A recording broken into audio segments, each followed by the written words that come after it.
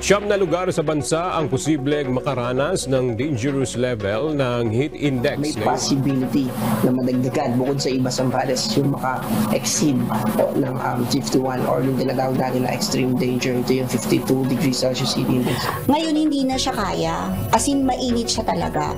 Napakainit! Pero bakit nga ba tila mas mainit ngayon kaysa dati? Ang pagtaas ng level ng greenhouse gases tulad ng carbon dioxide na sanhi para hindi makalabas ang init sa Earth ay isa sa dahilan kaya mas mainit ang temperature ng mundo. Konektado naman dito ang pagkawala ng mga puno. Malaking bagay ang paggamit ng mga puno sa carbon dioxide.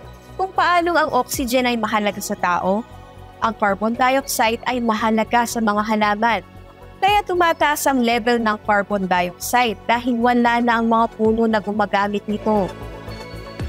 Bukod dito, alam ba ninyo na ang pagdami ng livestock o pagpaparami ng mga baka at iba pang farm animals ay isa din sa sanhi ng pagtaas ng temperature sa mundo? Ito ay dahil naglalabas ng methane gas sa mga hayop kapag tinutunaw nila ang kanilang pagkain. Ang methane gas ay isa rin sa mga greenhouse gases na kapag hindi nakalabas sa atmosphere ng mundo ay nagiging sanhi para uminit ang temperature ng mundo.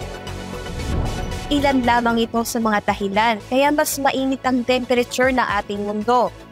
Kaya gawin natin ang ating bahagi tulad ng pagtatanim ng mga puno para makatulong na mabawasan ang lalo pang pag-init ng temperature ng ating mundo.